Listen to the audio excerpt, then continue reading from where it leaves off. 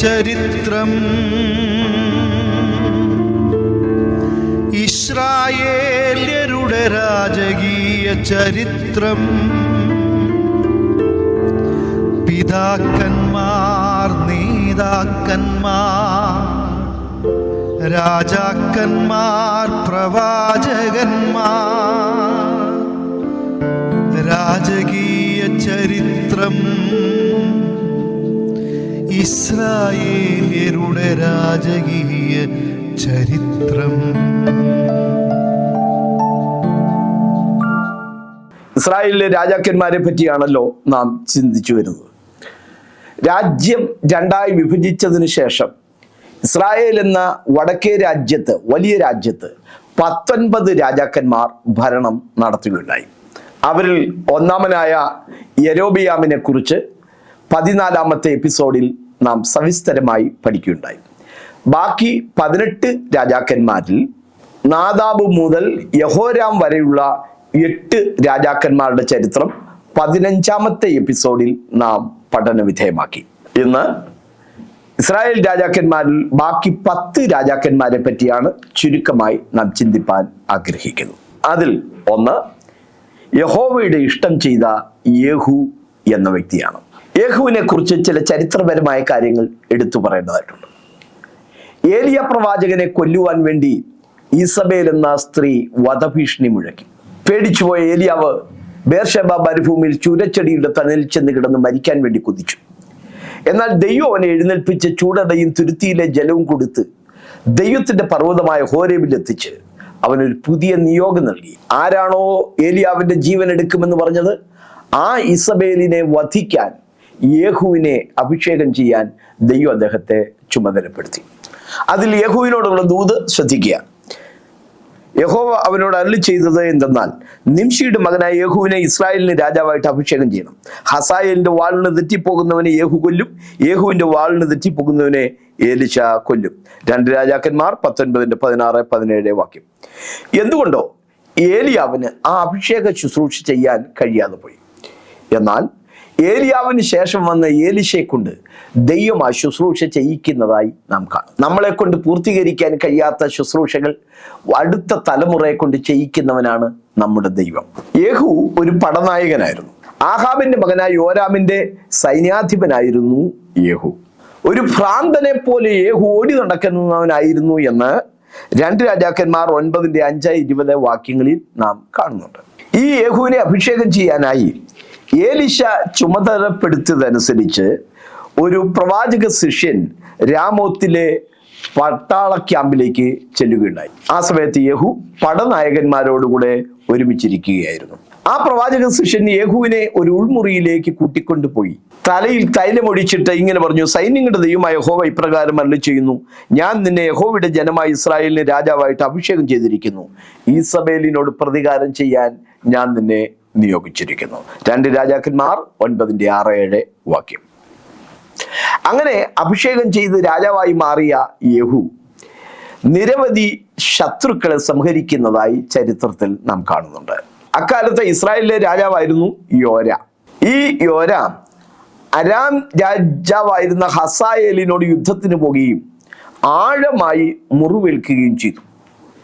ഈ മുറിവിന് ചികിത്സ ചെയ്യേണ്ടതിനായി താൻ യുദ്ധക്കളത്തിൽ നിന്ന് ഇസ്രായേലിലേക്ക് മടങ്ങി വന്നു. ആ യോരാമിനെ യേഹൂ അമ്പെയ്ത് കൊല്ലുകയും അവനെ നാബോത്തിന്റെ നിലത്തിലേക്ക് വലിച്ചെറിയുകയും ചെയ്തു. യോരാമിനെ കാണാൻ വേണ്ടി യഹൂദ്യയിലെ രാജാവായ അഹസ്യാവ് വരുന്നുണ്ട്. അവനെയും യേഹൂ വെട്ടിക്കൊന്നു. മാത്രമല്ല അഹസ്യാവിന്റെ സഹോദരന്മാരെയും യേഹൂ വകവരുത്തി. ആഹാബിന്റെ 70ഓളം പുത്രന്മാരെ യേഹൂ വധിച്ചതായി 2 രാജാക്കന്മാർ 10-ാം വിവരിച്ചിട്ടുണ്ട്. ഈസബേലിനോട് പ്രതികാരം ചെയ്യാനാണ് യേഹൂവിനെ ദൈവം അഭിഷേകം ചെയ്തത്. വിജയശ്രീലാളിതനായി യേഹൂ ഇസ്രായേലിലേക്ക് വരുമ്പോൾ ഈസബേൽ എന്ന സ്ത്രീ യേഹൂവിനെ വശീകരിക്കാനായി കണ്ണെഴുതി മുടിച്ചീകി ജനാലയിൽ കൂടെ എത്തി നോക്കിക്കൊണ്ട് യേഹൂവിന് സമാധാനമോ എന്ന് ചോദിച്ചു. എന്നാൽ യേഹൂ എന്താണ് പ്രതികരിച്ചത്? അവളെ താഴെ തള്ളിയിടാൻ യേഹൂ നിർദ്ദേശിച്ചു. 2 ഷണ്ഡന്മാർ ചേർന്ന് അവളെ താഴേക്ക് തള്ളിയിട്ടു. അവളുടെ രക്തം ചുവരുകളിലും കുതിരകളിലും തെറിക്കുകയുണ്ടായി. യേഹൂ ഒരു ഭവനത്തിലേക്ക് കയറി അല്പം ആഹാരം കഴിച്ചിട്ട് മടങ്ങി വന്നപ്പോഴേക്കും അവളുടെ മാംസം മുഴുവൻ നായ്ക്കൾ തിന്നിരുന്നു. അവശേഷിച്ചത് കൈപ്പത്തിയും തലമണ്ടയും കാലുകളും മാത്രമാണ്. എന്തുകൊണ്ട് ഇങ്ങനെ സംഭവിച്ചു? രണ്ട് കാര്യങ്ങൾ എടുത്തു പറയണം. നിരപരാധിയായ നാബോത്തിനെ കല്ലെറിഞ്ഞു കൊല്ലാൻ കുടിലതന്ത്രങ്ങൾ മെനഞ്ഞവരാണ് ആഹാബും ഈസബേലും. നാബോത്തിന്റെ രക്തം നായ്ക്കൾ നക്കിയതുപോലെ ആഹാബിന്റെ രക്തവും നായ്ക്കൾ നക്കുമെന്ന് പറഞ്ഞു. അങ്ങനെ തന്നെ സംഭവിച്ചു. ഇസബേലിന്റെ മാംസം നായ്ക്കൾ തിന്നുകളയുമെന്ന് പറഞ്ഞു. അങ്ങനെ തന്നെ സംഭവിച്ചു. അവശേഷിച്ചത് തലമണ്ടയും കൈപ്പത്തിയും കാലുകളും മാത്രമായിരുന്നു. നാബോത്തിനെതിരെ കുരുട്ടി ചിന്തിച്ച തലമണ്ട അവനെതിരെ ലേഖനം എഴുതി രാജാവിന്റെ മുദ്രമോതിരം കൊണ്ട് മുദ്ര ചെയ്ത് അയപ്പിച്ച ആ കൈപ്പത്തി, സഭായോഗത്തിന് ആളുകളെ കൂട്ടാൻ കള്ളസാക്ഷികളെ വിളിച്ചു വരുത്താൻ നടന്ന കാൽപാദം, അത് മൂന്നും ചരിത്രത്തിനൊരു മുന്നറിയിപ്പായി അവശേഷിക്കുകയുണ്ടായി. ബാലിന്റെയും അശേരയുടെയും ആരാധന ഇസ്രായേലിൽ പ്രചരിപ്പിച്ചത് ഈസബേൽ എന്ന സ്ത്രീയായിരുന്നു. യേഹൂ രാജാവായി മാറിയപ്പോൾ ബാലിന്റെ ക്ഷേത്രങ്ങളെ അവൻ ഇടിച്ചു. അതിന്റെ പൂജാരികളെ മുഴുവൻ ഒരു സഭായോഗത്തിനെന്ന ഭാവേന വിളിച്ചു വരുത്തി. കാരണം നാബോത്തിനെ കൊല്ലിക്കാൻ വേണ്ടി ഇസബേലും ഒരു സഭായോഗത്തിന് ആളുകളെ വിളിച്ചു വരുത്തിയാണ് കള്ളക്കേസുണ്ടാക്കി ആ നിരപരാധിയെ കൊല്ലിച്ചത്. യേഹൂവും അതേ നടപടിയാണ് ഇവിടെ ചെയ്യുന്നത്. ഞാൻ ബാലിന് ഒരു മഹായാഗം കഴിപ്പാൻ പോകുന്നു എന്നും വരാത്തവരാരും ജീവനോടെ ഇരിക്കില്ല എന്നും കൽപ്പിച്ചു. അങ്ങനെ വരുത്തിയിട്ട് ബാലിന്റെ പൂജകന്മാരെ മുഴുവൻ നശിപ്പിച്ചു. മാത്രമാണോ, ബാൽ ക്ഷേത്രത്തെ ഇടിച്ച് അതിനെ മറപ്പുരയാക്കി തീർത്തു എന്ന് 2 രാജാക്കന്മാർ 10:27-28 വാക്യങ്ങളിൽ നാം വായിക്കുന്നു. എങ്കിലും യേഹൂവിന്റെ ജീവിതത്തിലെ ഒരു പരാജയം കൂടെ പറയേണ്ടതുണ്ട്. ഇസ്രായേലിൽ നിലനിന്ന നെബോത്തിന്റെ മകനായ യെരോബിയാം തുടങ്ങി വെച്ച കാളക്കുട്ടി ആരാധനയെ അവൻ എതിർത്തില്ല. 2 രാജാക്കന്മാർ 10:30-31 വാക്യങ്ങൾ. ഇസ്രായേലിലെ അടുത്ത രാജാവ് യഹോവയോട് കൃപയ്ക്കായി അപേക്ഷിച്ച യഹോവാഹാസ് എന്ന വ്യക്തിയാണ്. യേഹൂവിന്റെ മരണശേഷം യഹോവാഹാസ് രാജാവാകുകയും അവൻ 17 വർഷം ഇസ്രായേലിനെ ഭരിക്കുകയും ചെയ്തു. പക്ഷേ അവനും യെരോബിയാമിന്റെ കാളക്കുട്ടി ആരാധന എന്ന പാപം വിട്ടുതിരിഞ്ഞില്ല. തലസ്ഥാന നഗരിയായ ശമരിയിലുണ്ടായിരുന്ന അശേര പ്രതിഷ്ഠകളെയും അവൻ നീക്കം ചെയ്തില്ല. അതുകൊണ്ട് യഹോവയുടെ ഉഗ്രകോപം ഇസ്രായേലിന് നേരെ വരികയും അരാം രാജാവായ ഹസായേലും അവന്റെ മകനായ ബെൻഹദദും ഇസ്രായേൽ ജനത്തെ കഠിനമായി ഞെരുക്കുകയും ചെയ്തു.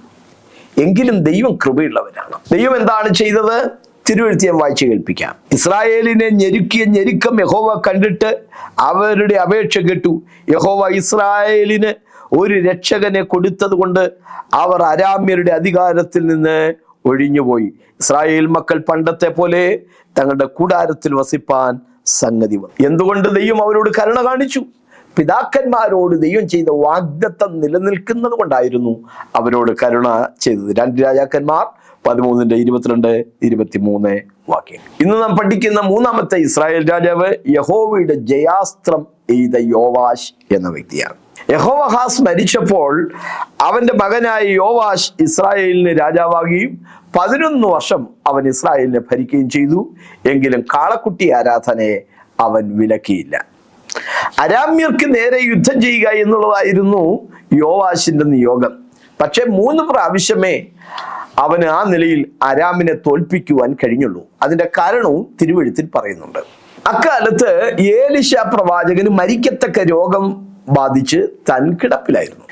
ഇങ്ങനെ രോഗിയായി കിടക്കുന്ന വേളയിൽ ഏലിശയെ കാണാൻ വേണ്ടി യോവാശ് വന്നു. അദ്ദേഹത്തെ കണ്ട് തലകുനിച്ച് യോവാശ് കരഞ്ഞുകൊണ്ട് നിന്നു. ആ വേളയിൽ ഏലിശയുടെ മേൽ ദൈവത്തിന്റെ ആത്മാവ് വരികയും അവനോട് അമ്പെടുക്കാൻ ആവശ്യപ്പെടുകയും ചെയ്തു. അവൻ അമ്പെടുത്ത് കുലച്ചു. അവന്റെ കൈയുടെ മേൽ ഏലിശയുടെ കൈവച്ചു. അവനോട് ജനാല തുറന്ന് അമ്പെയ്തു വിടാൻ പറഞ്ഞു. എയ്യുമ്പോൾ ഇങ്ങനെ പറഞ്ഞു: അരാമ്യർക്ക് നേരെയുള്ള യഹോവയുടെ ജയാസ്ത്രം, നീ അഫേക്കിൽ വെച്ച് അരാമ്യരെ തോൽപ്പിച്ച അശേഷം സംഹരിക്കുമെന്ന് പറഞ്ഞു. തുടർന്ന് അമ്പെടുത്ത് നിലത്തടിക്കാൻ ഏലിശ അവനോട് പറഞ്ഞു. അവൻ 3 പ്രാവശ്യം അടിച്ച് നിർത്തി. ഏലിശ അവനോട് 5-6 പ്രാവശ്യം നീ അടിക്കേണ്ടതായിരുന്നു എന്ന് പറഞ്ഞു. ഇപ്പോഴോ നീ 3 പ്രാവശ്യം മാത്രം അരാമ്യരെ തോൽപ്പിക്കും എന്ന് പറഞ്ഞു. 3 പ്രാവശ്യം യോവാശ് അവരെ തോൽപ്പിക്കുകയും ഇസ്രായേൽ പട്ടണങ്ങളെ വീണ്ടുകൊള്ളുകയും ചെയ്തു എന്ന് തിരുവെഴുത്തിൽ നമ്മൾ വായിക്കുന്നുണ്ട്. 2 രാജാക്കന്മാർ 13:11-14-23 വരെയുള്ള വാക്യം. ഇസ്രായേലിലെ അടുത്ത രാജാവ് ആമോസ് പ്രവാചകന്റെ സമകാലികനായിരുന്ന യെരോബെയാം രണ്ടാമനാണ്. വിഭജിത ഇസ്രായേലിലെ ഒന്നാമത്തെ രാജാവിന്റെ പേര് യെരോബയാം എന്നായിരുന്നു. 14ാമത്തെ രാജാവിന്റെ പേരും യെരോബെയാം എന്നാണ്. അതുകൊണ്ട് തന്നെ വേദപണ്ഡിതാക്കൾ ഇദ്ദേഹത്തെ യെരോബെയാം രണ്ടാമൻ എന്ന് വിളിക്കുകയാണ്. യോവാശിന്റെ മരണശേഷം തന്റെ മകനായ യെരോബെയാം രണ്ടാമൻ രാജാവാകുകയും 41 വർഷം അദ്ദേഹം ഇസ്രായേലിനെ ഭരിക്കുകയും ചെയ്തു. ഇസ്രായേലിനത് സമാധാനത്തിന്റെയും സമൃദ്ധിയുടെയും ഒരു കാലഘട്ടമായിരുന്നു.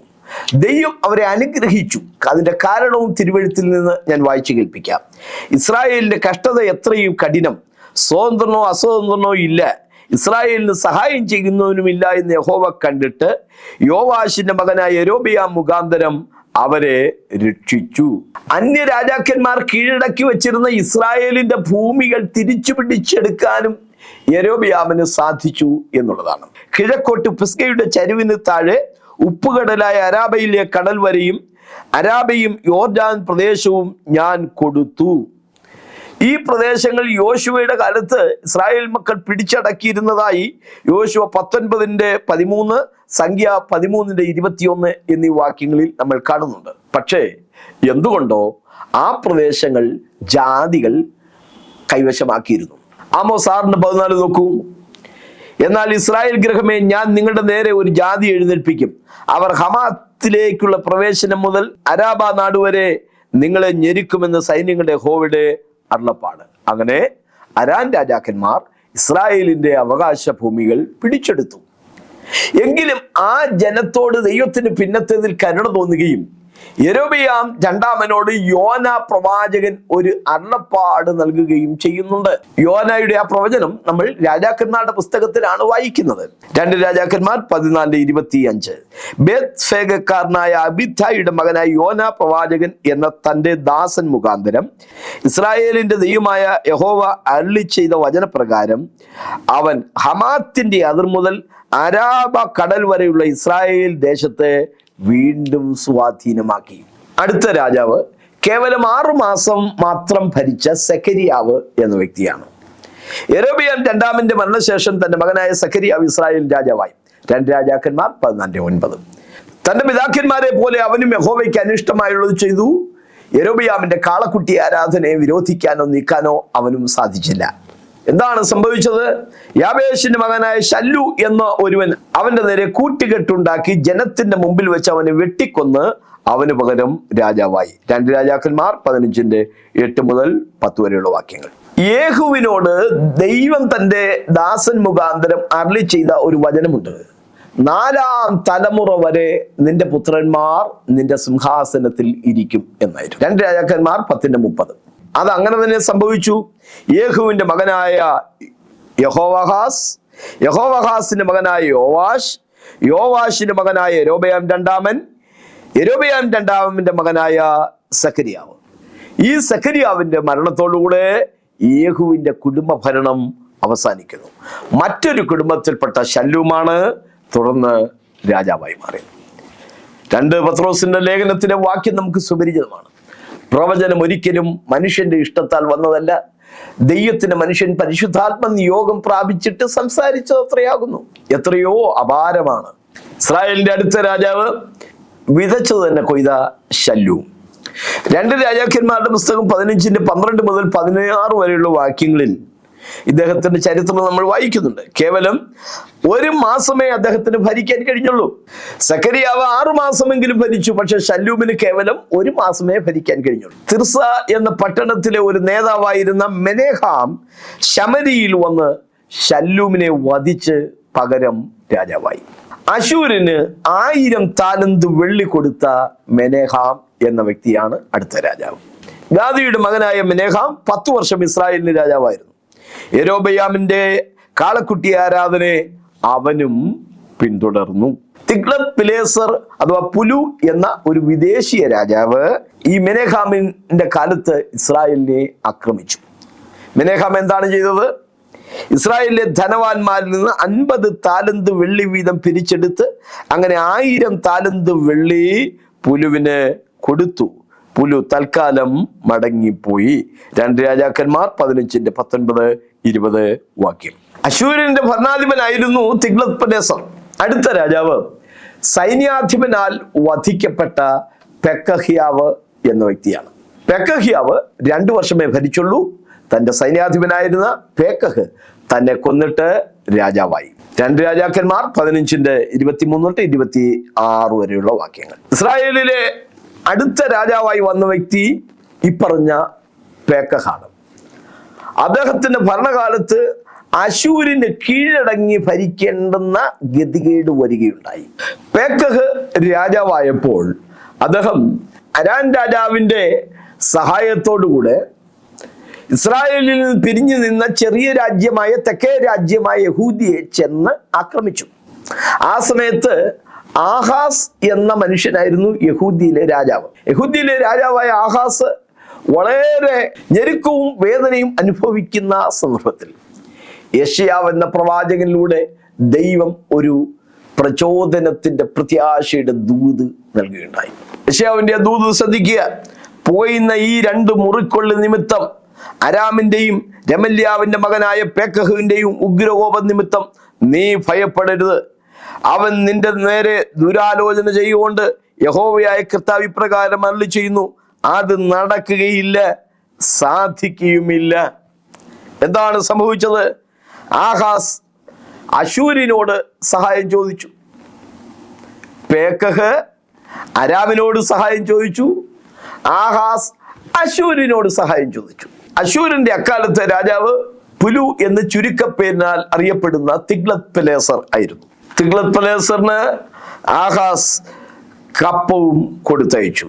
തന്മൂലം പുലു എന്ന തിഗ്ലത്ത്-പിലേസർ രാജാവ് പുറപ്പെട്ട് ഇസ്രായേലിന്റെ വടക്കൻ ഭാഗങ്ങളെ കീഴടക്കി യഹൂദയ്ക്ക് നേരെയുള്ള യുദ്ധശ്രമം പേക്കഹ് വിട്ടുകളഞ്ഞു. തുടർന്നുള്ള 20 വർഷം ഈ പേക്കഹ് ഇസ്രായേലിനെ ഭരിച്ചു. എങ്കിലും അശൂരിന് കീഴടങ്ങി ഭരിക്കേണ്ടതായിട്ട് തനിക്ക് ഗതികേട് വന്നു. മാത്രമല്ല, ഏലയുടെ മകനായ ഹോശിയ എന്ന ഒരുവൻ പേക്കഹിനെതിരെ ഗൂഢാലോചന നടത്തി അവനെ വധിച്ചു കളഞ്ഞു. ഇനി ഇസ്രായേലിലെ അവസാനത്തെ രാജാവായ ഹോശിയയെ കുറിച്ചുകൂടി നമുക്ക് ചിന്തിക്കാം.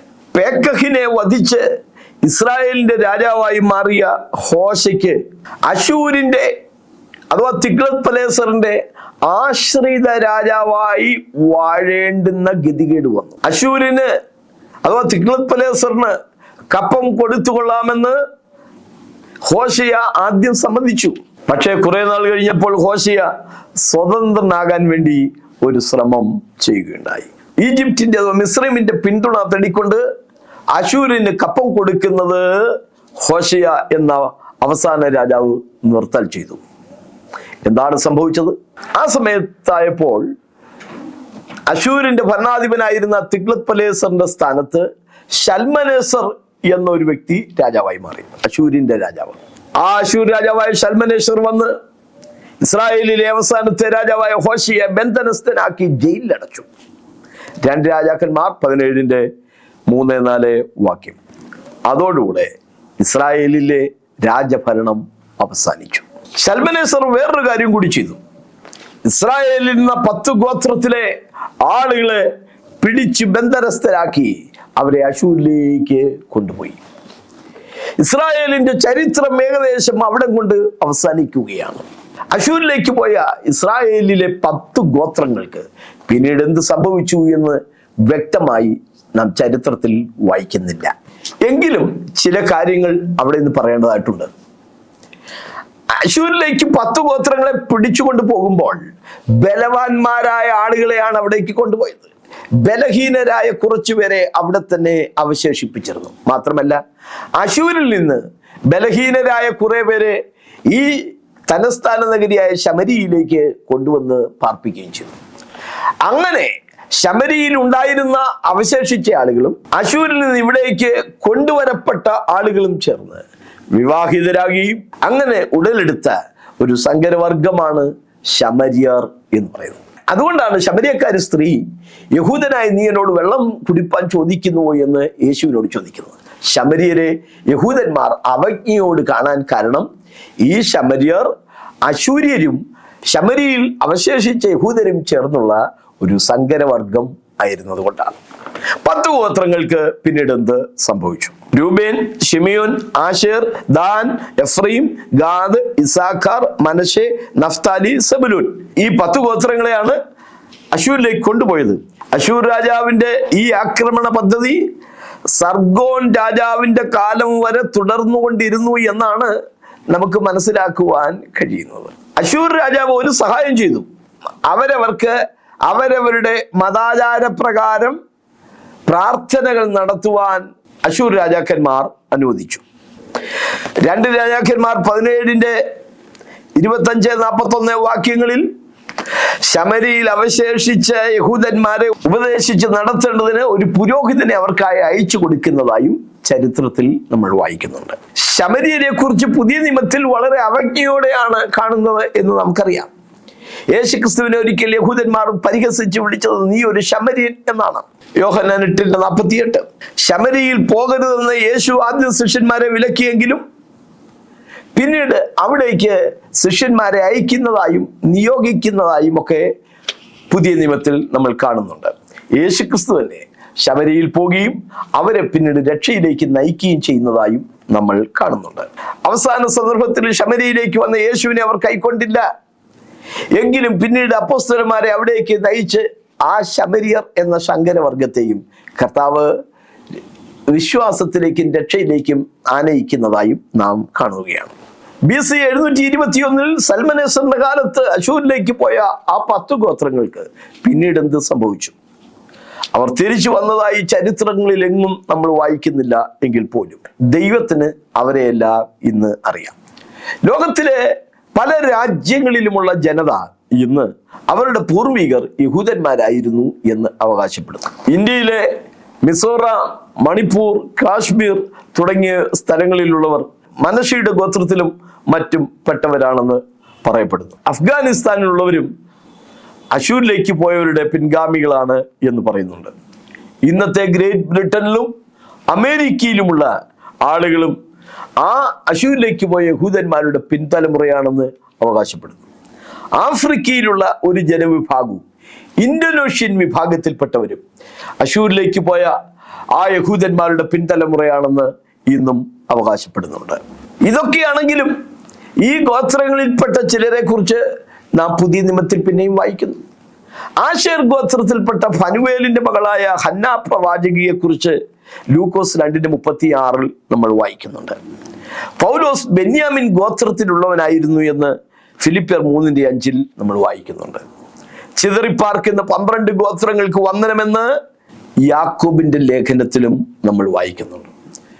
എല്ലാ ഗോത്രത്തിൽ നിന്നും ഭാഷയിലും വംശത്തിൽ നിന്നുള്ളവരെയാണ് യേശുക്രിസ്തു ഇന്ന് തനിക്കായി വിലയ്ക്ക് വാങ്ങിക്കൊണ്ടിരിക്കുന്നത്. യഹൂദന്മാർ ലോകത്തിൽ എവിടെയായിരുന്നാലും അവരെ ദൈവം ഒരു അരിപ്പ കൊണ്ടതുപോലെ ശേഖരിച്ച് മടക്കി വരുത്തുമെന്നും തിരുവെഴുത്തിലുണ്ട്. യെശയ്യാ പ്രവചനം 11-ാമത്തെ വാക്യം കൂടി ഞാൻ വായിച്ചു കേൾപ്പിക്കട്ടെ. ശേഷിപ്പിനെ ദൈവം അശൂരിൽ നിന്ന് വീണ്ടും കൈക്കൊള്ളുവാൻ 2ാം പ്രാവശ്യം കൈനീട്ടും. 10 ഗോത്രങ്ങൾ അവിടേക്ക് പോയെങ്കിലും അവരെ അവിടെ നിന്ന് മടക്കി കൊണ്ടുവരാൻ 2ാം പ്രാവശ്യം ദൈവം കൈനീട്ടുമെന്ന് യെശയ്യാ പ്രവാചകൻ പ്രവചിച്ചിട്ടുള്ളത് കൊണ്ട് അവരിൽ മിക്കരും തിരിച്ചു വന്നിരിക്കാം. അല്ല, ലോകത്തിൽ എവിടെയായിരുന്നാലും അവരെ തിരിച്ചു കൊണ്ടുവരാൻ ദൈവത്തിന് കഴിയും. വിഭജിത ഇസ്രായേലിലെ 19 രാജാക്കന്മാരിൽ 1ാമത്തെ വ്യക്തിയായ യെരോബിയാമിനെ കുറിച്ചും ബാക്കി 8 രാജാക്കന്മാരെ കുറിച്ചും കഴിഞ്ഞ 2 എപ്പിസോഡുകളിലായി നാം ചിന്തിക്കുകയുണ്ടായി. ഇന്ന് ഇസ്രായേൽ രാജാക്കന്മാരിൽ അവശേഷിച്ച 10 പേരെ കുറിച്ചാണ് നാം ചുരുക്കമായി ചിന്തിച്ചത്. ഒന്ന്, യഹോവയുടെ ഇഷ്ടം ചെയ്ത യേഹൂ ആയിരുന്നു. യഹോവയുടെ പ്രവാചകന്മാരെ കൊല്ലുകയും ഏലിയാവിനെ വധിക്കാൻ ശ്രമിക്കുകയും ചെയ്ത ആ ദുഷ്ട സ്ത്രീയോട് പ്രതികാരം ചെയ്യാനാണ് യേഹൂവിനെ ദൈവം നിയോഗിച്ചത്. 2, യഹോവയോട് കൃപയ്ക്കായി അപേക്ഷിച്ച യഹോആഹാസാണ്. അരാം രാജാക്കന്മാർ ഇസ്രായേലിനെ ഞെരുക്കിയപ്പോൾ ആ ഞെരുക്കം എത്രയും വലിയത് എന്ന് കണ്ടിട്ട് ദൈവം യഹോആഹാസിനോട് കരുണ തോന്നി ഇസ്രായേലിനെ രക്ഷിക്കുകയുണ്ടായി. 3, യഹോവയുടെ ജയാസ്ത്രം എയ്ത യോവാശാണ്.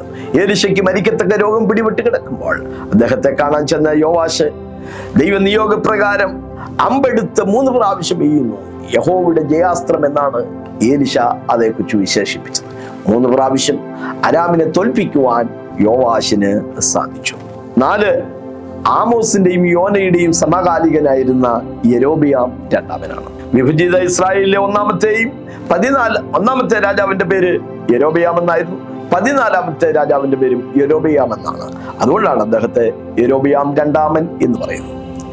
ആമോസിന്റെ കാലത്ത് ഇസ്രായേൽ ജനത്തിന് വരാൻ പോകുന്ന ന്യായവിധിയാണ് പറഞ്ഞതെങ്കിൽ യോന പ്രവാചകൻ ആ ന്യായവിധി മൂലം നഷ്ടപ്പെട്ടു പോയ നാട് പിടിച്ചടക്കാൻ യെരോബിയാമിന് പ്രചോദനം പകരുന്ന പ്രവചന ദൂതികൾ പങ്കുവയ്ക്കുകയും അങ്ങനെ സംഭവിക്കുകയും ചെയ്തതായി ചരിത്രത്തിൽ നാം കാണുകയുണ്ടായി. 5-6 മാസം മാത്രമാണ് സക്കരിയാവ് എന്നുള്ളതാണ്.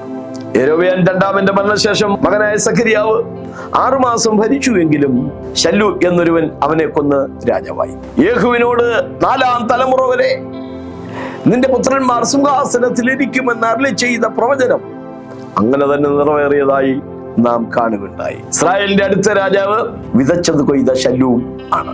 1 മാസമേ ശല്ലൂം രാജാവായിരുന്നുള്ളൂ. തിർസയിലെ ഒരു നേതാവായിരുന്ന മെനേഹാം വന്ന് അവനെ കൊന്ന് അവന് പകരം രാജാവായി. 7 അശൂർ രാജാവിന് 1000 താലന്ത് വെള്ളി കൊടുത്ത് ഒരാശ്രിതനായി ജീവിച്ച മെനേഹാമായിരുന്നു.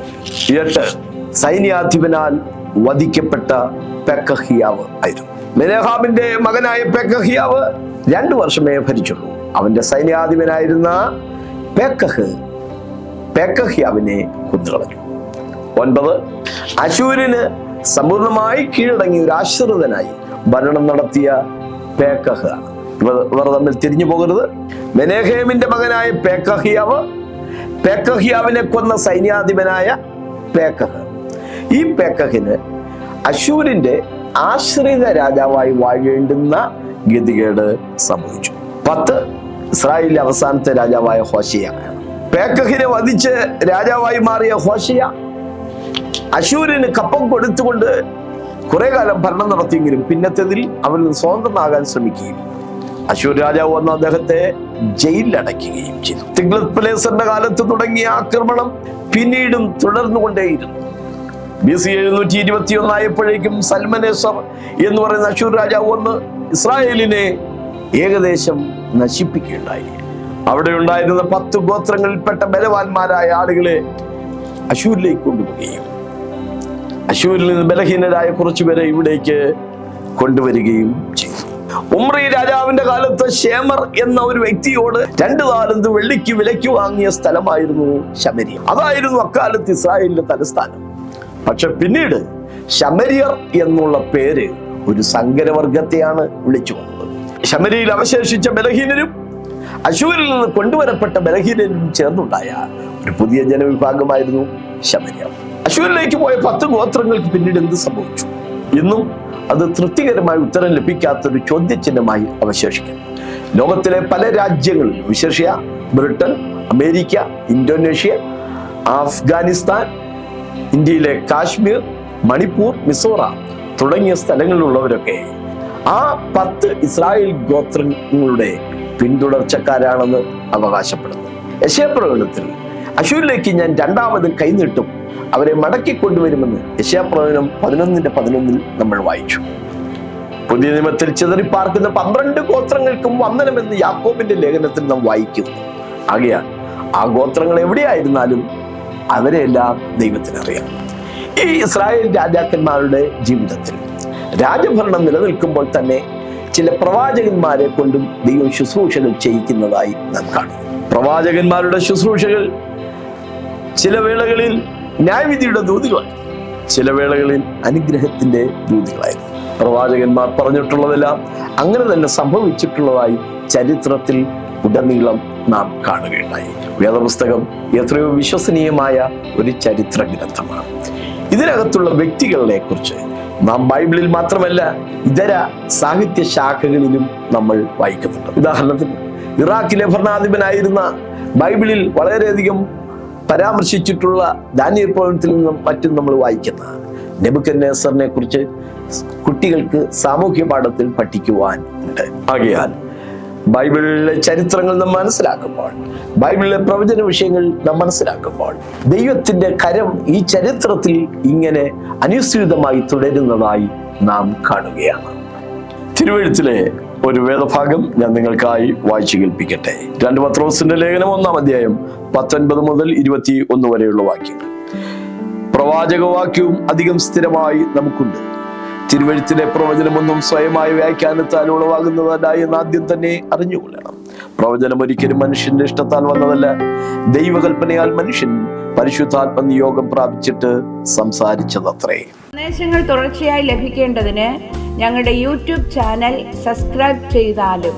വിവരങ്ങൾക്കും പ്രാർത്ഥനയ്ക്കും വിളിക്കേണ്ട നമ്പർ 8086991167 9946997525.